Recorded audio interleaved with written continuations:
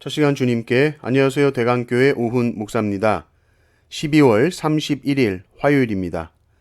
하나님 우리에게 주신 말씀은 느헤미야 13장 23절에서 31절까지입니다.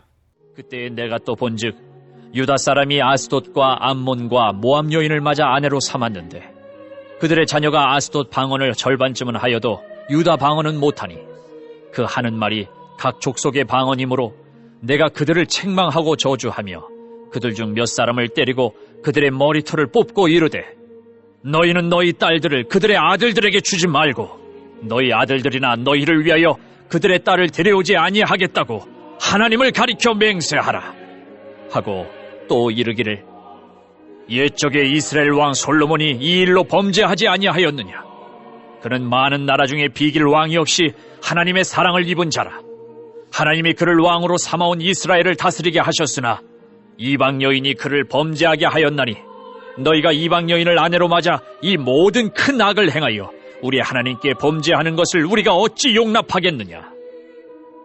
대제사장 엘리야십의 손자 요야다의 아들 하나가 호론 사람 산발랏의 사이가 되었으므로 내가 쫓아내어 나를 떠나게 하였느니라. 내 하나님이여, 그들이 제사장의 직분을 더럽히고 제사장의 직분과 레위 사람에 대한 언약을 어겼사오니 그들을 기억하옵소서. 내가 이와 같이 그들에게 이방 사람을 떠나게 하여 그들을 깨끗하게 하고 또 제사장과 레위 사람의 반열을 세워 각각 자기의 일을 맡게 하고 또 정한 기한에 나무와 처음 익은 것을 드리게 하였사오니 내 하나님이여, 나를 기억하사 복을 주옵소서. 아멘. 오늘 느헤미야가 마무리가 됩니다. 느헤미야는 이스라엘을 다시 개혁하는 일에 하나님께 크게 쓰임받은 사람이죠. 느헤미야는 어떻게 그 일을 했는가? 너무나 당연한 이야기 같지만 말씀과 기도로 했습니다. 느헤미야는 말씀과 기도의 사람이었습니다. 늘 하나님께 묻고 대화하는 기도, 또 율법에 기록된 하나님의 말씀 그대로 순종하는 것, 정말 새롭지 않은 방법으로 새롭게 하는 겁니다. 우리의 신앙생활 마찬가지입니다. 정말 새롭지 않은 방법으로 우리는 날마다 새롭게 됩니다. 어머니의 잔소리, 아침 먹어라, 그 지겨운 잔소리 때문에 우리는 건강해지는 것이죠. 그런데 이스라엘 백성들의 삶에서 말씀이 사라지니 삶이 엉망이 됩니다. 이들이 이방인들과 통혼을 하기 시작합니다. 그러니 이들의 자녀들은 히브리어를 알지 못합니다. 언어라는 것은 한 나라의 정체성인데 자녀들이 히브리어 성경을 읽지 못합니다. 다음 세대가 유다 백성의 정체성을 잃어버린 것이죠. 얼굴이야 주위 나라 사람들과 뭐 그렇게 다르겠습니까? 다 비슷비슷하죠. 그런데 아이들이 그 나라 문화와 관습에 물들게 되고 유다 나라 말을 심지어 못하니 이방인처럼 된 겁니다. 이건 바로잡기가 너무 어렵죠. 자녀들이 이렇다라는 것은 벌써 오랜 시간 이렇게 살아와서 하나님의 말씀 보지 않고 순종하고 살지 않은 이 삶의 방식이 너무 오랫동안 굳어진 상태가 된 것입니다. 묵은 땅이 된 것이죠. 느헤미야는 방법이 없는 겁니다. 초강수를 때립니다. 25절을 보십시오.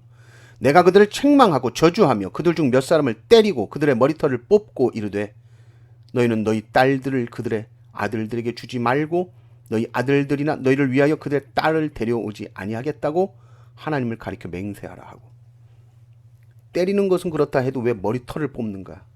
이건 아픔도 아픔이지만 아주 수치스러운 것입니다. 느헤미야의 마음을 우리가 좀 이해를 해야 됩니다. 왜냐하면 이미 전에 다짐하고 다짐했던 일, 맹세했던 그 약속을 이들이 또 어겼기 때문입니다. 이것은 느헤미야를 무시하는 것에 앞서서 하나님의 말씀을 아주 경시 여기는 태도입니다. 그러면서 건드려서 안 되는 역사적 인물을 건드리죠. 바로 솔로몬입니다. 이스라엘 잘 살게 해준 사람, 이스라엘의 풍요의 역사를 이루어준 인물 솔로몬을 욕합니다. 우리가 그렇게 자랑스럽게 여기는 솔로몬 흠잡을 데가 없다. 지혜면 지혜, 부면 부, 군사력이면 군사력.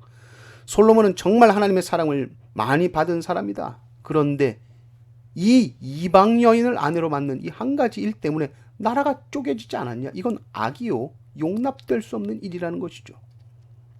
그러면서 당시 종교 권력의 핵심이었던 대제사장 엘리야십의 손자 요아다의 아들 하나가 산발랏의 사위가 됩니다. 산발랏은 아주 이스라엘 괴롭혔던 사람 아닙니까? 하나님의 말씀대로 순종하면서 사는 것에는 아무런 관심이 없는 거예요. 이미 그들이 가지고 있는 권력, 힘, 권세, 물질 이걸 잘 유지할 수 있도록 결혼도 합니다. 자식도 손주도 그렇게 대를 이어가면서 권력을 유지하고 싶은 것이죠. 느헤미야가 그 꼴을 못 봅니다.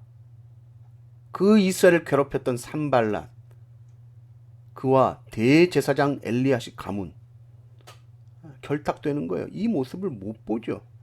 그래서 부딪힙니다. 정면 충돌 불사합니다. 왜요? 이스라엘 백성들 안에서 하나님의 말씀이 말씀되지 못하고 더럽혀진다? 그럼 끝입니다. 말씀을 맡고 있는 대제사장이 이스라엘의 부흥을 방해하는 이 산발락 세력과 결탁이 돼 있다? 말이 안 되는 거죠. 그러니까 종교 지도자임에도 불구하고 이스라엘의 어떤 부흥에는 아무런 관심이 없고 자기 가문 잘 되는 것에만 관심 있는 거예요. 산발랏, 야, 이 대단한 권력가, 자산가, 이들과 우리가 관계를 맺으면 먹고 사는 걱정 끝이구나. 그러니까 자기 딸을 주는 거죠. 산발랏은 명예가 필요한 자요, 엘리야십은 부가 필요한 자. 이게 서로 필요가 채워지니까 자신의 직분이 뭔지도 망각하고 그렇게 결혼을 시킵니다. 생각대로 살지 않으면 사는 대로 생각한다는 말이 있습니다. 우리가 말씀대로 살지 않으면 우리는 사는 것을 합리화하면서 말씀이 아니라 세상과 타협하면서 살아갑니다. 오직 말씀만이 우리를 온전하게 합니다. 오직 말씀만이 우리를 깨끗하게 씻겨줍니다. 근데 여러분 보세요. 씻어라 아무리 해도 애들이 안 씻다가 좋아하는 사람이 생기면 씻지 말라고 해도, 잘 보이고 싶은 사람 생기면 씻지 말라 해도 씻습니다. 깨끗하게 씻습니다. 우리도 말씀 속에서 날 사랑하시는 주님을 만나고 그 주님 기뻐하시는 모습대로 깨끗한 모습으로 살고 싶은 마음, 그래서 다시 말씀으로 돌아가 말씀을 붙들고 살게 되는 것입니다. 주님을 사랑하는 사람은 주님의 말씀도 당연히 사랑합니다. 그 말씀대로 순종함으로 깨끗하고 정결하게 되는 것이죠. 이 은혜가 충만하시기를 주님의 이름으로 축원합니다. 아멘.